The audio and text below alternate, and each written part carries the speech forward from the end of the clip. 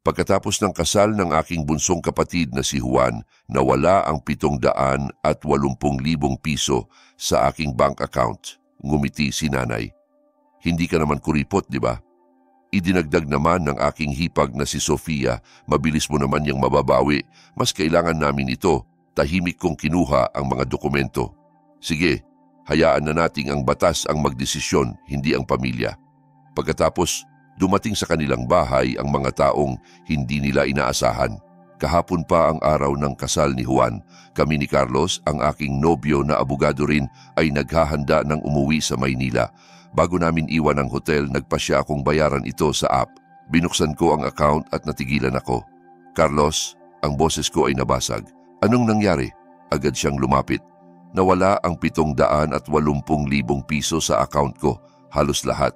Teka, paano nawala? Tumingin siya sa likod ko. Ipinakita ko sa kanya ang screen ng nanginginig ang kamay. Noong weekend pa, mahigit 900,000 pa ito, bulong ko.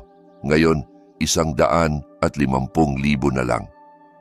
Tahimik niyang kinuha ang phone ko, nag-scroll sa history ng transactions at biglang tumigil at sumimangot.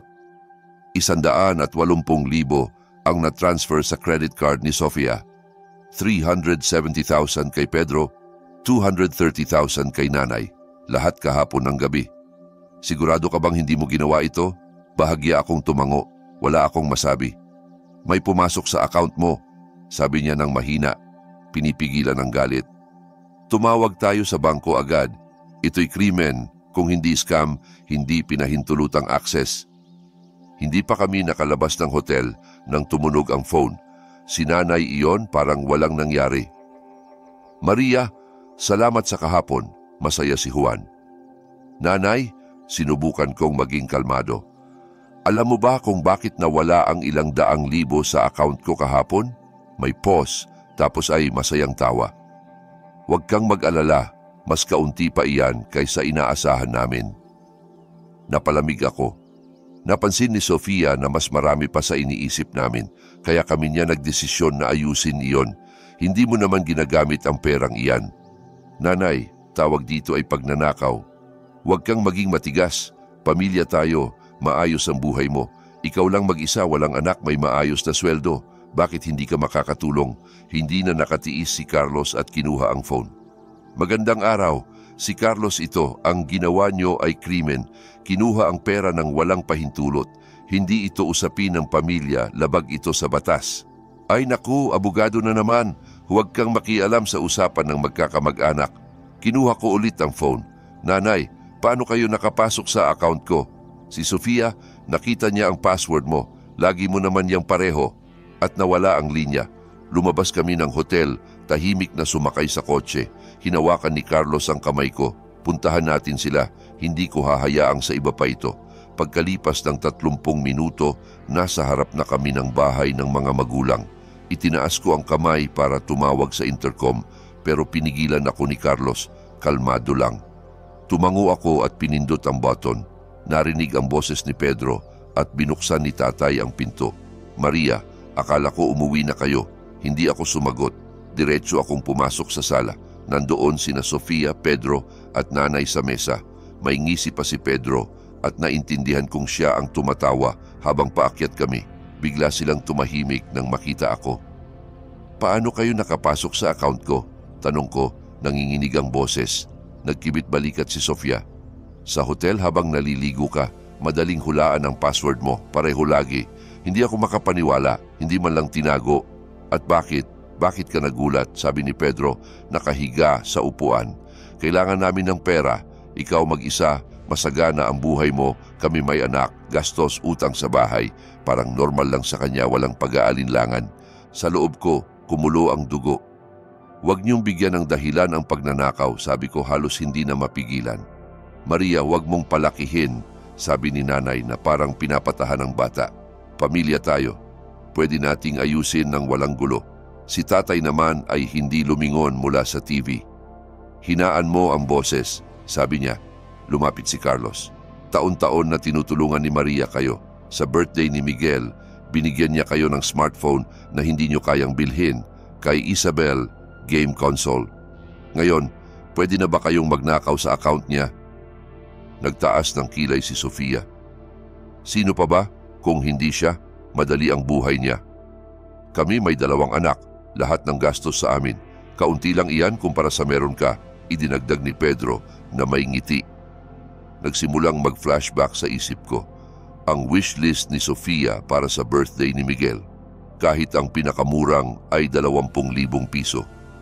Gusto kong tumanggi pero sinabi ni nanay, hindi mo ba bibigyan ng pamangkin mo? Mas malaki ang kakayahan mo. Sumuko ako, binili ang tablet, pero ngayon naiintindihan kong hindi iyon kusang loob kundi plano. Gusto kong ibalik niyo lahat. Hanggang huling sentimo sabi ko ng matatag, tumawa si Pedro. Huli na, wala na ang pera. Ginamit sa regalo kay Juan, sa utang at sa ilang bilihin. Wala namang masama. Bilihin? Gusto ni Pedro ng smartwatch. Pareho ng ipinost mo sa stories, sabi ni Sofia. Naisipan naming bumili rin. Umiikot ang ulo ko. Ang orasan na iyon ay regalo ni Carlos sa akin nang mag-promote ako. Simbolo iyon ng tagumpay ko pero sa kanila isa lang itong gusto. Maria, huwag kang sobra, sabi ni nanay. Pamilya tayo, nagbabahagi tayo. Ngayon ikaw, bukas kami. Hindi ito pagbabahagi, sabi ni Carlos. Ito'y illegal na access sa pera ng iba. Sa wakas, lumingon si tatay. Bata, mag-ingat ka sa mga batas mo. Huwag mong gawing krimen ang usapin ng pamilya. Hindi ako makapaniwala. Ito ang aking pamilya, ang mga taong minahal ko, tinulungan. Para sa kanila, ako ay ATM lamang. Umuwi na tayo, Maria, sabi ni Carlos. Hinawakan ang balikat ko. Walang saysay dito. Habang papalabas, narinig ko si Sofia. Huwag kang magalit. Mabilis mo namang babawiin yan. Mas kailangan namin. Walang pagsisisi sa mukha niya. Para sa kanya, ako ang makasarili dahil nagalit ako. Huwag na kayong tumawag, sabi ko ng mahina. Kailanman. Sa kotse, sumandal ako sa manibela at umiyak. Hinimas ni Carlos ang likod ko ng tahimik. Maria, seryoso ako. Ito'y krimen. Pumasok sila sa account mo, nag-transfer ng walang pahintulot, walang kaibahan kung kamag-anak. Pero pamilya ko sila, bulong ko, pinupunasan ng pisngi. Hindi iyon dahilan para abusuhin ka. Kung ibang tao ang nagnakaw ng 700,000, anong gagawin mo? Tumingin ako sa kanya, alam ko ang sagot. Pupunta sa pulisya. Kaya bakit iba sila? Ang mga salita niya ay tumama sa akin. Naiintindihan ko pero mahirap aminin. Sa daan pa uwi, nagpasya kaming puntahan si Juan. Naghahanda na siya para sa honeymoon pero sinabi niyang hindi pa tapos mag-empake. Binuksan niya ang pinto na nakasuot ng shorts at mukhang hindi natulog. Maria, anong nangyari? Akala ko umuwi na kayo. Juan, tinitigan ko siya. Nawala ang pera sa account ko, halos 800,000. Habang naliligo ako sa hotel, ginamit ni Sofia ang phone ko at nag-transfer. Alam din ni Pedro, nanay at tatay. Biglang namutla siya, umupo sa shoe rack at tinakpan ang mukha. Alam ko na madalas nilang pinag-uusapan ang pera, lalo na sina Sofia at Pedro, pero hindi ko inisip na gagawin nila iyon. Sabi nila, regalo raw sa kasal mo. Idinagdag ni Carlos, wala akong hiningi, walang pera. Sumpa, Maria, hindi ko alam. Maniwala ka. Naniniwala ako, sabi ko at hinawakan ang balikat niya. Wala kang kinalaman. Anong plano mo? Hindi agad ako sumagot. Hindi ko pa alam pero hindi ko hahayaang ganito lang. Huwag mong gawing lubusang sirain ang pamilya kung maaari. Hindi ako ang sumisira. Ayaw ko nang maging tahimik na bangko. Kung masakit sabihin, ayaw kong maging martir. Yumuko siya, tumango, walang masabi. Umuwi na tayo, sabi ni Carlos. Nagpaalam si Juan, niyakap ako ng awkward, may guilt sa boses. Patawad, Maria, nakakalungkot talaga. Sana makatulong ako. Ayaw kong sirain ang kasal mo, bulong ko. Mas mahalaga ang nararamdaman mo kaysa kasal, sabi niya. Pero sa mata niya, may pag-aalinlangan. Nahahati siya. Sa bahay, walang nagsasalita. Nagluto si Carlos ng kape, paminsan-minsang tumitingin sa akin. Gumaan ba ang pakiramdam mo? Tanong niya. Inilagay ang tasa. Hinawakan ko ito at sinabi, hindi pa rin ako makapaniwala na totoong nangyari ito, na ginamit lang nila ako. Lumapit siya, umupo sa tabi, hinawakan ang kamay ko. Dahil mabait ka, naniniwala kang hindi magagawa ng pamilya iyan, Pero iba na ngayon. Ito'y hindi healing. Ito'y pagsalakay sa personal mo. Ito'y krimen. Tumingin ako sa kanya parang unang beses kong narinig. Anong ibig mong sabihin? Dapat tayong magsampa. Bakit hindi? Sila ang gumawa ng masama, hindi ikaw. Karapatan mo ito. Sa pulisya, laban sa sariling pamilya. Oo, at dahil pamilya mo, mas masakit, pero hindi ikaw ang may sala. Kinabukasan, maaga siyang umalis, may susuriin daw. Nagpahinga ako sa trabaho. Kalahating araw akong nakaupo sa bintana, tapos bumalik siya na may makapal na folder. Tingnan mo, sabi niya, inilalatag ang mga papel sa mesa. Lahat ng kailangan sa financial matters. Mga artikulo sa batas, step-by-step guide para sa ebidensya.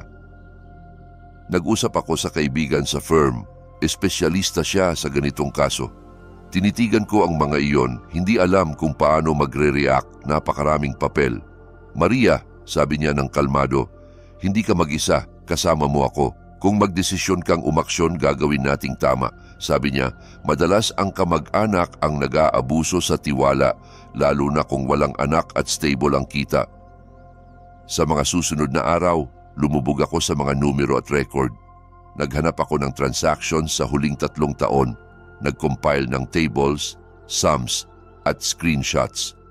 Sa 1 taon lang, mahigit 1 milyon ang naibigay ko sa kanila ng paunti-unti. Sa club, sa utang, sa laptop ni Isabel, hindi na tulong iyon, sistema na. Hingi, ibigay, tumanggi, magalit. Gamit ang mga salita. Ikaw lang mag-isa, mas marami ka, kami nahihirapan. Bakit ka madamot? Sa weekend, inimbita ni Carlos ang kanyang kasamahan na si Elena, abogado sa economic cases. Kalmado siya, walang pagmamataas, pero mukhang bihasa sa ganitong problema. Maria, ang inyong kwento ay hindi lamang emosyonal na hidwaan. Sa legal, ito'y senyales ng krimen. Pagnanakaw, illegal na access sa bank info, posibleng sistematikong pang-aabuso. Walang exemption ang pagiging magkakamag-anak. Ang kodigo ay pantay. Sa katunayan, mas malalim ang sakit kapag sa pamilya. Ang mga salita niya ay matigas pero totoo. Tumingin ako kay Carlos, tumango siya. Hindi na ako nagdalawang isip. Magsasampa tayo, pagod na akong maging communal fund. Nagpa-appointment kami sa pulisya, sa Economic Security Unit. Si Ana Victoria ang nakausap namin, isang bihasang investigador. Walang gulat sa mata niya, karaniwan ito sa kanya. Kwento mo ng maayos, sabi niya, binubuksan ang folder. Nagsimula ako, nanginginig ang boses pero nagtiis. Tungkol sa kasal, phone sa banyo, transfers ng walang pahintulot, at kung paano sa 3 taon ay unti-unting kinuha ang pera nang hindi ko napansin. Nahihiya akong tumanggi. Sumali si Carlos, ipinaliwanag ang passwords, logins at traces. Ibinigay ang folder na may ebidensya, statements, chats, voice messages, screenshots. Tinitigan yon ni Ana Victoria, tumango. May senyalis ng krimen, illegal na withdrawal, access ng walang consent, posibleng grupo sa paunang plano. Magsisimula tayo sa pre-investigation. I-interview ang lahat, magre-request sa bangko. Kung confirmed, bubuksan ang kaso. Mapapabilanggo ba sila? Tanong ko ng mahina. Depende sa detalye. Kung unang beses, marahil, conditional sentence, bayad sa pinsala, posibleng arrest ng accounts o ari-arian. Pero kung hindi makikipagtulungan, mas malala. Doon ako natakot. Hindi lang pera, pamilya ko ang maaaring magdusa. Hindi ka ba nag-aalinlangan? Tanong niya. Umiling ako. Mahirap lang, kamag-anak ko sila. Naiintindihan ko, sabi niya nang walang piti. Karaniwan ito. Madalas ang kamag-anak ang nag-iisip na lahat pwede, pero ikaw ang biktima, may karapatan kang ipagtanggol ang sarili. Huwag mong sisihin ang sarili sa paghahanap ng hustisya. Kinabukasan, nagsimulang tumunog ang phone, mga messages, calls mula sa kanila. Family chat, personal, kahit unknown numbers. Una si Sofia. Nagreklamo ka ba talaga sa pulis? Baka mablock ang accounts. Hindi ko mababayaran ang club ni Miguel at dance ni Isabel. Paano mo nagawa iyan? Pagkatapos si Pedro, nasaan ang isip mo? Kaaway ba kami? Walang problema sa pera mo dati. Si Nanay, Maria, anong ginawa mo? Dumating na ang pulis, nakita ng kapitbahay. Pinahihiya mo ang pamilya. bawiin mo ang reklamo. Pagkatapos, sabi ni tatay, sumakit ang dibdib niya kung may mangyari sa konsensya mo iyan. Sumagot ako sa lahat ng isang linya. Kayo ang gumawa niyan, hindi ako. Hindi ko nahahayaang abusuhin ako. Kinabukasan, pag-uwi ko mula trabaho, nasa harap ng building si Sofia. Kusot ang makeup, pula ang mata. Maria, anong ginagawa mo? Pamilya tayo. Uyanin mo ako, Sofia, sabi ko ng kalmado, hindi lumalapit. Kung gusto mong mag-usap, tatawag ako kay Carlos. Huwag ang abogado mo yan, binago niya ang isip mo. Dati ka mabait, iniisip ang pamilya. Ang pag-aalaga sa pamilya ay hindi pagpayag na nakawan. Nanginginig ang boses ko, pero matatag ako. Humingi lang kami ng tulong, sigaw niya. Ngayon baka matanggal si Pedro sa trabaho dahil sa pulis. Naisip mo ba ang mga bata, si Miguel at Isabel? Wala ka bang pakialam sa pamangkin? Wala kang ang anak. Paano mo maiintindihan? Doon ako sumabog. Naisip mo ba ako nang pumasok ka sa phone ko, nag-transfer ng pera ng palihim, nang isipin mong hindi ako tao kundi pera? Taon-taon yung kinukuha ang lahat sa akin. Bumili ako, tumulong, nagbigay, pero nang tumanggi ako, kaaway na agad. Umurong si Sofia at sa unang pagkakataon, nakita ko ang takot sa mata niya, hindi galit. Nagbago ka, bulong niya. Tama, pagod na akong maging convenient. Umalis ka, paakyat ako. Pagkalipas ng ilang araw dumating si Juan, mukhang nawawala pero walang dati niyang kumpiyansa. Alam ko lahat, sabi niya sa pinto. Nakita ko ang documents, narinig mula kay nanay. Nagkagulo na, natatakot si Sofia, galit si Pedro. Si nanay, halos magkasakit sa presyon. Juan, ayaw kong ganito. Wala lang akong choice. Naiintindihan ko, tumango siya. Pero alam mo, lahat na sa kanila ay magulo. Lalo na si Sofia para sa bata at reputasyon. Problema nila yan. Umupo siya, tumingin sa sahig. Hindi ako para sa kanila o laban. Nawawala lang ako. Gusto mong tumulong? Sabihin mo sa kanila ang totoo. Huwag kang maging abogado ko. Sabihin mo lang na mali sila, humingi ng patawad, magsisi. Susubukan ko kahit hindi sigurado kung makikinig. Pag alis niya, niyakap ako ni Carlos. Okay ka ba? Hindi ko alam. Masakit makita si Juan na nahahati. Wala siyang ginawa pero nasa gitna. Oo, sabi niya, pero kailangan niyang pumili at halata na kung sino ang tama. Pagkalipas ng ilang araw, dumating siya na may balita. Binuksan na ang kaso. Sina Sofia at Pedro ang suspect, illegal na access pagnanakaw. Tumango ako, walang gulat, pero gumaan ang loob. Sina nanay at tatay ay sinusuri rin. Sabi ni Carlos, binabasa ang papers. Posibleng sadyang plano. Mapapabilanggo ba sila? Bulong ko. Desisyon ng korte.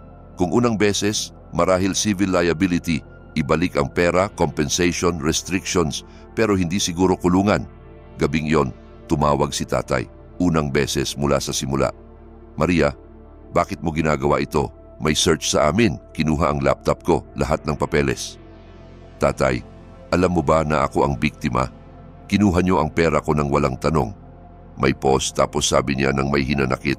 Oo, biktima ka na, kami ang pamilya mo na madali mong itinatakwil. Si nanay hindi natutulog, si Sofia hysterical, si Pedro tinanggal sa trabaho. Bahay namin maaring maaresto. Iyan ba ang gusto mo? Sapat na. Huminga ako ng malalim. Hindi ako ang nagsimula, kayo ang pumili niyan, kayo ang magdusa. Walang sagot. Tapos sabi niya ng formal, para sa amin wala ka ng anak, huwag ka nang pumunta rito. Nawala ang tawag. Tinitigan ko ang phone, hindi umiyak. Masakit, pero malaya. Kinabukasan tumawag mula sa opisina. Si Ana Victoria ay direkta. Confirmed kay Pedro, may opisyal na charges. Sa magulang walang sapat para kriminal pero posibleng civil. May pre-hearing tapos korte. Pause tapos malambot. Maria, may pressure ba mula sa kamag-anak? Banta, naalala ko ang salita ni tatay. Itinakwil nila ako, sabi itinakwil ko raw sila. Mahirap yan, sabi niya, pero priority ang safety mo. Kung kailangan magsasampa tayo ng no contact order. Ikinuwento ko kay Carlos, nakinig siya, niyakap. Tama ang ginagawa mo, hindi ikaw ang sumira sa pamilya, sila ang sumira sa tiwala mo. Mahirap, parang mag-isa na ako. Ang tunay na pamilya ay hindi lamang dugo, kundi respeto at walang pagtataksil. Tumigil silang maging pamilya mo nang isipin nilang bagay ka na pwedeng gamitin. Pagkalipas ng ilang araw, may dumating na envelope sa trabaho. Walang pangalan para sa akin. Sa loob, sulat mula kay Luisa Santos. Naalala ko pinsan siya ni Pedro. Nakita ko siya sa family gatherings.